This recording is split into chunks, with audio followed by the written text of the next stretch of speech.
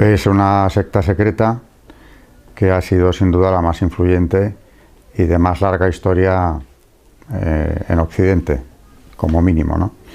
Con una enorme repercusión en la política, pero sobre todo lo que yo siempre destaco es la repercusión que ha tenido en el pensamiento occidental, en el cambio de valores sistemático que ha ido buscando desde que existe en el siglo XVIII hasta la fecha.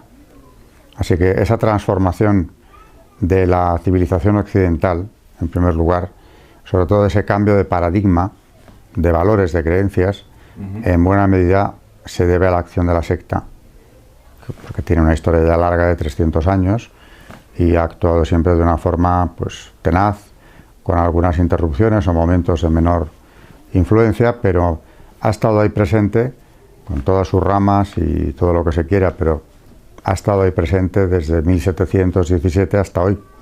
No solamente es la acción de las logias de la masonería, sino que una buena parte del camino ya lo han hecho.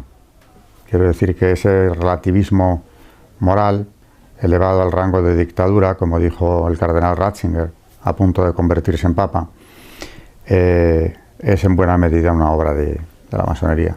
Relativismo moral, sincretismo religioso, todo ello está muy conectado, pero ha habido una lucha tenaz contra la Iglesia católica especialmente, aunque también querría decir de paso que conociéndola a fondo no solo es incompatible con la católica, sino que en el fondo realmente si las otras iglesias fueran coherentes con su cristianismo, lo sería con cualquier otra. La católica es la que más veces ha condenado la masonería, no es la única. La ortodoxa griega y algunas de las protestantes también lo han hecho, otras no. Pero en cualquier caso es que sus principios son incompatibles no ya con el catolicismo, que por supuesto, de una manera especial, sino con el cristianismo, por su visión de Cristo y además también por sus creencias y por los objetivos que imponen o que van fijando al que se inicia en la masonería para conseguir elevarle a un nivel superior hasta llegar a ser un hombre perfecto, digno de adoración. Es incompatible con la fe porque la fe revelada en principio le resulta algo incompatible en el fondo con lo que ellos proponen. La masonería ante todo es gnóstica, es decir, le propone al que se inicia comenzar un camino de perfección, de elevación, mediante un conocimiento oculto que se le va a ir brindando grado a grado hasta elevarle a ese rango. ¿Quién tiene ese conocimiento oculto? En este caso ellos. La gnosis no es privativa solo de la masonería, hay distintas gnosis, las ha habido a lo largo del tiempo, pero es, yo diría, que la peor de las herejías porque parte de un engaño elaborado. La gnosis masónica se contiene, por ejemplo, en un documento fundacional, en el primer reglamento masónico, las constituciones de Anderson, que alteran el antiguo evangelio como quieren para ya introducirnos en una visión de la Biblia muy distinta, realmente, por no decir opuesta casi, a lo que el Antiguo Testamento es. Y del Nuevo casi no hay referencias, porque curiosamente al llegar a Cristo las constituciones guardan silencio prácticamente. En cambio, los grandes personajes del Antiguo Testamento, su vida, su trayectoria se altera de una forma total, incluso elevan a la categoría de arquitecto del Templo de Salomón a un orfebre que aparece en el libro de los Reyes, Irán Aviv, que es un personaje clave, y todo ese conocimiento oculto les viene a ellos nada menos que desde los tiempos de Adán, a través de Tubal Caín, a través de Caín concretamente. Siempre hay una tendencia hacia el lado oscuro en el fondo, ¿no? Es decir, que esa gnosis masónica blanquea lo que en Occidente sabemos que es la parte oscura de nuestra historia, la parte oscura del ser humano. Concretamente, Caín mata a su hermano. En la masonería, Lucifer, eso no se le dice al que se inicia, pero en algunas obediencias lo descubren enseguida, es un aliado del hombre, porque es quien le trae la sabiduría. Se subleva contra esa tiranía despótica del Creador y lo que hace es hacerle ver la realidad al hombre. A mí el nieto de un masón me explicaba cómo su abuelo le había hecho ver que la serpiente había ido al paraíso a llevar la sabiduría al hombre. Era nuestra aliada. Y Dios nos castigó al hombre y a la serpiente expulsándonos fuera del paraíso, ¿no? Claro que sí, supuestamente están aceptadas todas las creencias, siempre y cuando no te empeñes en defender un dogma. Porque claro, la masonería en principio es adogmática, aunque tiene luego sus propios dogmas. Por ejemplo, el dogma del relativismo, esa dictadura de la que ya, como he dicho ahora, hablaba Benedicto XVI, quien no esté de acuerdo con esa actitud de relativismo escéptico, está fuera del marco, en política, en la vida pública. Esto lo dice en la encíclica Centesimus Annus Juan Pablo II. En el fondo estamos yendo precisamente al núcleo del pecado original. La prohibición divina de comer los frutos del árbol de la ciencia del bien y del mal, que es lo que nos hace caer en ese pecado original, bueno, a nuestros primeros padres en el pecado, y nosotros heredamos eso. Eso es lo que la masonería propone. Que el hombre sea capaz de establecer bien y mal, con total independencia de lo que le haya podido contar ninguna divinidad o profeta. De manera que cuidado con esa libertad religiosa que supuestamente se practica en las logias, porque acercándonos a ellas, y cuanto más he conocido masones, hablando con ellos o familiares suyos, más claro lo he visto, esa tolerancia no es tal. Efectivamente, según en qué obediencias masónicas, por ejemplo en derecho humano, un amigo mío, Abad Gallardo, masón, converso francés, que ha escrito libros interesantísimos, el último se llama Serví a Lucifer sin saberlo. Cuando yo le pregunté al respecto, me dijo que él ya conoció esa veneración a Lucifer en el grado primero. Ahí no tarda mucho en hacérselo ver. Y cuando le preguntó al maestro de su logia, le contestó que eso se hacía una sola vez al año y era algo simbólico. La masonería es muy simbólica. Claro, una vez al año y como símbolo. ¿Símbolo de qué? Pues de esa búsqueda de la libertad, ese rebelarse contra lo establecido para alcanzar la perfección a través de esa libertad del hombre. Aquella famosa frase del presidente Zapatero, ¿no? La libertad os hará verdaderos, contradiciendo el Evangelio. Eso es puramente masónico. Él, por tanto, en el grado primero ya sabía que a Lucifer de alguna forma se le veneraba. Pero tiene un libro sobre el tema, en el que cuenta los rituales que él conoció y practicó. Pero eso es derecho humano. Ahora bien, en general, uno de los dos ritos mayoritariamente practicados en el mundo, dentro de la masonería, es interesante ver qué ritos siguen, es el rito escocés antiguo y aceptado. Y en ese, lo he contado ya múltiples veces, me consta que en el grado 29, el que es recibido en ese grado, tiene que pisar un crucifijo, primero con el pie izquierdo y después con el derecho.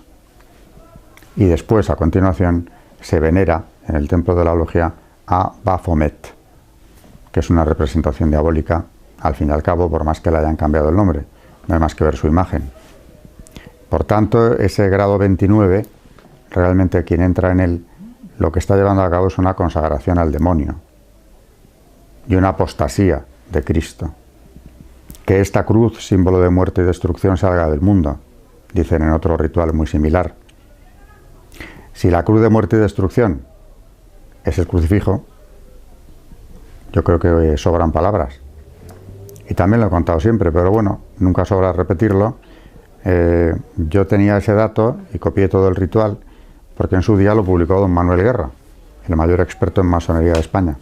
Pero tuve ocasión de confirmar que esto era así, aunque a mí mismo me costaba creerlo, a pesar de la fuente, que era de toda mi fiabilidad. Hasta que un día en un coloquio público, bueno, 80 personas, 70 y tantas, con Tom Sarobe, un antiguo gran maestro masón de la Gran Logia del Gran Oriente de España, cuando una señora me pidió que leyera este ritual, y lo leo a continuación, aunque ya estábamos en pleno debate, porque nos pasaban la palabra de uno a otro, él guardó un silencio absoluto, que no rompió nunca, hasta que ya se entendió que no pensaba contestarme. Evidentemente, de ser esto un error o un invento, que lo cual es impensable, ¿no? Pero imaginémonos que se ha equivocado, de don Manuel, hubiera tardado un minuto el señor Sauer en desmentirme. Lógicamente, ¿no? Porque esto, entre otras cosas, lo menos que puede decirse es que no se compagina con esa tolerancia religiosa que supuestamente se practica, ¿no? Y no hubo desmentido. Hasta hoy. Luego, si seguimos subiendo en grados, hay 33, según en cuales las connotaciones religiosas anticristianas están muy claras. He puesto el ejemplo de uno que conozco bien y que he solido llevar lo publico en mi libro sobre el tema también, tomado, insisto, de don Manuel Guerra. Pero es el que yo comprobé, el que yo leí, el mismo ritual que leí antes Aroe. ¿Los masones son satanistas? Bueno, ellos, cuidado, deslindan muy bien, insisten en hacerlo, entre Satanás y Lucifer. Y uno de los grandes personajes de la masonería norteamericana del siglo XIX, por cierto, el que fijó el rito escocés antiguo y aceptado, Albert Pike, compuso un himno a Lucifer y le llamó con este nombre, ¿no? Hasta ese grado pues, se puede llegar a profundizar en el tema. Pero Lucifer es el portador de la luz para ellos. Es el que nos quita de en medio las tinieblas, lo que en la Ilustración llamaban, muy vinculada, la francesa a la masonería, y la inglesa no digamos, la superstición, que es la religión. Entonces, la masonería viene precisamente de la mano del portador de la luz a revelarnos la verdad. Decía un filósofo, prefiero llamarlo, francés de la Ilustración, Dumarsais, que el verdadero filósofo es aquel que se ha liberado de la educación religiosa. Es decir, que está haciendo una profesión de fe ilustrado-masónica evidente, ¿no? Para ser filósofo, para llegar a conocer la verdad, para superar esas taras impuestas por la educación, tienes que liberarte de la religión. Y a partir de ahí crecerás. De manera que, insisto en que lo de la tolerancia religiosa es más que relativo. Y por eso, no es por casualidad, tenemos cientos de condenas pontificias contra la masonería desde el siglo XVIII, 1738, es la primera condena, hasta 1983, año en el que Doctrina de la Fe, cuyo prefecto era precisamente Ratzinger, vuelve a condenar la masonería y dice claramente en esa declaración sobre asociaciones masónicas que el masón está en pecado grave y no puede acercarse a la Santa Comunión. Si queremos matizar mucho, no es excomunión late sentencia, como había existido hasta ese momento, que es cuando se publica el nuevo Código de Derecho Canónico. Antiguamente era así, excomunión late sentencia. Ahora, ¿cuál es el matiz? Que el masón está en pecado grave y por tanto no puede comulgar. Podrá hacerlo si se arrepiente, propósito de enmienda, como cualquier pecado mortal. Tendría que dejar la masonería, confesarse de haber pertenecido a ella y a partir de ahí. Aunque en el nuevo código también están condenados con entredicho quienes promueven o dirigen estas asociaciones que maquinan contra la Iglesia, porque en el nuevo código no se menciona la masonería, se la considera, como explica Ratzinger, englobada en una categoría más amplia, que es esa de las asociaciones que maquinan contra la Iglesia. Y quienes la dirigen o promueven, pues también están en entredicho. Pues porque, claro, precisamente para imponer precisamente ese nuevo paradigma humano, esa gnosis que nos convierte en seres perfectos, bueno, a los que ellos aceptan en las logias, ¿no? Necesitan construir, o quieren de paso construir, una sociedad completamente distinta. Y han buscado siempre, en la medida de sus posibilidades, una inversión del orden natural. Si hay que pisar el crucifijo para ser un grado 29, más inversión no cabe. Y eso no se queda solo en lo privado. Naturalmente hay un proyecto político, social, antropológico, de crear ese hombre nuevo. Por eso, en las condenas pontificias que a mí me han servido como principal soporte para entender lo que era la masonería y desde luego para escribir mi libro, hablan de dos cuestiones fundamentalmente los papas. La mira que tienen los masones puesta en la enseñanza, en la educación de los jóvenes, para forjar a las nuevas generaciones como ellos quieren y por tanto eliminar la religión, de la enseñanza laica, radicalmente laica, que cuando han podido han impuesto, ¿no? Y la reforma de la familia. Según los tiempos, exigían más o exigían menos. Lo de la educación laica lo tenían ya clarísimo desde el principio y en el 19 lo hicieron. Desde luego, a partir de la Revolución Francesa hay periodos distintos, pero ya en la Tercera República llegamos a que es una república masónica, con personajes como Gambetta o Ferry, llegamos a suprimir la enseñanza religiosa por completo, a una separación Iglesia-Estado muy radical, que fue condenada en una encíclica sobre el tema, Vehementer Nos. Bueno, pues eso ya pasaba en el 19. Pero en cuanto a la reforma de la familia, en el 19 se contentaban, entre comillas, con tratar de imponer, o hacerlo si podían, el matrimonio civil, desacralizar la unión matrimonial. Eso comparado con lo que viene luego, ahora ya nos parece aceptable casi, porque como nos han impregnado de relativismo en una medida muy alta, a veces yo creo que como católicos tenemos que conocer la doctrina de la Iglesia y pararnos a pensar lo que es el sacramento del matrimonio, que es ante todo compromiso, es indisoluble y es la base de la familia. Y la familia es la base de la sociedad, es el núcleo fundamental de la sociedad.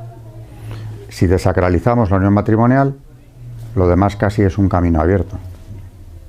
Pero en el 19 con eso, educación laica, matrimonio civil, hay algo que les interesaba mucho, la desacralización de los cementerios. Eso también lo solían pedir. Y por supuesto, claro, el desmantelamiento de la Iglesia, siguiendo el modelo de la Revolución Francesa. Expropiación de todos sus bienes, de manera que quede privada de su función, no pueda realizar su función, ni educativa, ni asistencial, ni en ningún plano. Y por otro lado, claro, ya en la Revolución se vio, ¿no? Una sumisión del clero al Estado, constitución civil del clero en Francia, e incluso disolución de las órdenes religiosas. Ese es el modelo que se va a seguir en la España liberal, con la desamortización de Mendizábal. Es el mismo modelo. Siempre hay un pretexto. En el caso español, como estábamos en guerra, la guerra carlista, la primera, pues ¿de dónde podemos acopiar esos bienes necesarios para la guerra? De los bienes de la Iglesia. Y viene lo que se ha llamado el enorme latrocinio, ¿no? Porque todo eso se le quitó a la Iglesia sin la menor indemnización. Fueron suprimiendo conventos, órdenes enteras quedaban exclaustradas, sin la menor compensación, es decir, en la calle, en mitad de la calle, y a partir de ahí, claro, empieza un proceso de secularización de la sociedad española que ha tenido mucha resistencia, porque estamos hablando del país que era bastión de la Iglesia Católica hasta el siglo XIX, y por tanto, claro, para entender esa tensión entre lo que se ha llamado las dos Españas, que llega a la guerra civil incluso en más de una ocasión, tenemos que tener presente esa clave religiosa, porque en el liberalismo español, como en el resto de Europa, pero aquí se hace o se ve de una forma especialmente cruda y dura, está esa clave religiosa. La secularización, la separación Iglesia-Estado, la secularización de la sociedad y de la enseñanza, por supuesto, es decir, en definitiva, la creación de una sociedad totalmente nueva donde Dios no esté. En todo caso, ese gran arquitecto del universo, sea lo que quiera que sea. En cuanto al porcentaje de masones en Naciones Unidas o en la Unión Europea, depende en qué años hagamos el cálculo, pero ha llegado a ser en Naciones Unidas de un 60% de funcionarios, y lo tengo confirmado. Y algo muy parecido ocurre en la Unión Europea, y esto no son especulaciones, porque ya en los 80 los diputados ingleses, precisamente, los del país que fue la cuna de la masonería, denunciaron esa presencia asfixiante de la masonería en las instituciones europeas, porque quienes no eran miembros de la secta veían entorpecida su carrera. Eso no es una apreciación, esa denuncia está ahí. Y claro, estos grandes organismos internacionales están imponiendo estas nuevas ideologías que vienen de la gran revolución sexual de los 60. Por ejemplo, en los años 90 del siglo pasado, las cumbres organizadas por Naciones Unidas, sobre todo hay dos que fueron clave, el Cairo y Pekín, año 94, año 95. Una era para hablar de población y desarrollo, la primera, la del Cairo, y la de Pekín era para hablar de la mujer. Realmente cuando te acercas ya al borrador de esas dos cumbres, estás viendo que de lo que se trataba era de acabar con la familia. Siempre vistiéndolo de otro modo, de libertades, de independencia de la mujer, en Pekín, que se habla tanto de ella y de liberarla de todo lo que la pueda discriminar o perjudicar, se deja ver como que un elemento que la esclaviza es precisamente el vínculo familiar. La maternidad, bien pronto, desde los organismos de Naciones Unidas, se presenta como un lastre para la mujer. No como un modo de realización personal, sino todo lo contrario. Al frente de uno de estos organismos, la División para el Avance de la Mujer, estuvo una señora, una feminista sueca, Caroline Hanna, que acuñó un término, el de impuesto reproductivo o trabajo reproductivo de la mujer. Naturalmente entendiendo, insisto, la maternidad como un trabajo o como un impuesto que reduce las posibilidades de la mujer para alcanzar un pleno desarrollo como persona y profesional, por supuesto. Así que tanto en el Cairo como en Pekín estamos viendo lo mismo. Y a la hora de población, ¿qué es lo que buscan? Pues realmente disminuirla hasta su mínimo exponente. Son maltusianos. La masonería ha propiciado una visión también, claro, si la familia es algo a combatir, por lo menos lo que ellos llaman familia tradicional, porque ya le han puesto apellido. Y deberíamos considerar familia pues casi cualquier agrupación humana unida por vínculos del tipo que sea. No vamos a entrar ahora en eso de los nuevos modelos, ¿no? El empeño que muchos masones han demostrado en reducir la población mundial es evidente. Eso está muy presente en el informe Kissinger, por ejemplo. El crecimiento demográfico se presenta como una amenaza para la humanidad. ¿Qué ha ocurrido a la vuelta de los años? Que el gran peligro es lo contrario. No hay renovación ya en Occidente de las generaciones. Es decir, España, que va a la cola en este sentido, no es que hayamos perdido ya el número suficiente de hijos para hablar de reproducción. Ese índice ya se perdió. Mínimo 3. Pero es que tampoco tenemos ya el índice de reposición, que serían 2. Una pareja pues deja detrás de sí 2. Han sido 2, pues quedan 2. Se acaba la reproducción. Pero bueno, por lo menos podríamos decir se puede mantener en parte, o iríamos a una disminución de la población lenta, pero no tan rápida, ¿no? Pero si ya no tenemos ni el índice de reposición, evidentemente parece que somos una sociedad condenada a la extinción. Y de ahí vienen problemas, yo siempre suelo poner el mismo, ¿no? El sistema de pensiones, tanto como se habla de él, se diseñó en base a una sociedad completamente distinta, en la que había muchos jóvenes que trabajaban y cotizaban y muchos menos mayores, en proporción. ¿Qué ha venido ocurriendo? Que se ha invertido la pirámide poblacional. Es decir, el ir contra la reproducción es algo que acaba deshaciendo la sociedad. Si eso lo acompañamos con todo un sistema de valores que vienen de la Revolución de los 60, donde la masonería también tiene un peso grande, a través de la Escuela de Frankfurt, que impone un nuevo modelo, ¿no? Por ejemplo, sexualidad sin reproducción. Nos fomentan la promiscuidad desde los medios de comunicación. Eso está ya en los borradores del Cairo y Pekín. Series de televisión, teatro clásico adaptado, radio, etcétera, tienen que presentarnos esos nuevos modelos como lo normal para conseguir, llegan a decir, que se cambie el modelo de familia deseada. Es decir, hablan a veces con una claridad muy cruda de un lavado de cerebro auténtico. Y eso incluso mis alumnos más jóvenes lo reconocen, porque en cuanto se les hace ver, a poco que vean la televisión, antes se hablaba de aquello del horario infantil, ahora da igual en qué horario puedes ver cualquier cosa. Pero desde luego cualquier cosa contraria a lo que es la visión cristiana de la persona, del matrimonio y de la familia. Todo lo que sea contrario a eso, en cualquier horario y en cualquier modalidad.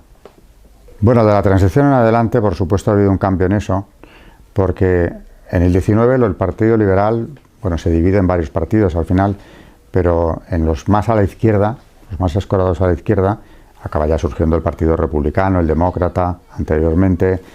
En los partidos liberales la presencia masónica es abrumadora, sobre todo en los dirigentes. En la Segunda República Española, la presencia de masones en el Parlamento es enorme. Pero claro, es que en todos los partidos de la izquierda su abundancia es descomunal. El propio Manuel Azaña, él mismo cuenta en sus memorias su iniciación en la masonería el año 32, es decir, al poco tiempo de instaurarse la República en España. En cambio, en el sector de la derecha apenas lo sabía, no hemos localizado un gran número. Yo por lo menos ahora no puedo decirle de memoria ninguno. ¿Por qué? Porque la derecha española en los años 30 era católica. Tenía clarísimo el tema de las condenas pontificias y pretendía mantenerse dentro de ese marco de catolicismo.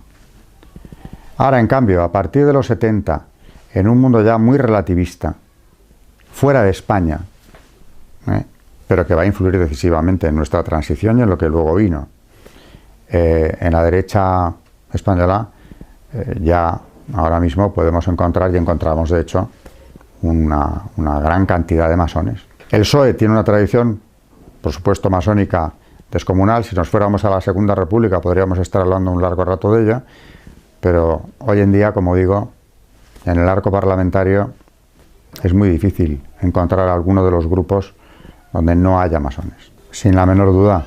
Es más, yo creo que es la clave verdadera, la última clave, la última pregunta a la que hay que llegar es ahí. ¿Por qué todo esto? ¿Quién mueve estos hilos? Ciertamente muchos, desde luego, no piensan que estén haciendo el juego al demonio, pero que se lo están haciendo es evidente. Ese odio hacia el ser humano, que está en el demonio desde el principio, es visible aquí, porque realmente todas estas políticas que llevo mencionadas solo llevan a la destrucción de la sociedad y a hacer infeliz al hombre, a hacerlo solo, personas solitarias, como ocurre ya, por ejemplo, en los países escandinavos, donde el modelo a seguir es vivir en soledad, ya ni siquiera en parejas de hecho, solos. Eso destruye a la persona. ¿Por qué se ha disparado el índice de suicidios en países como Francia, por ejemplo, en los últimos años? Por esa soledad y por esa falta de sentido trascendente de la vida.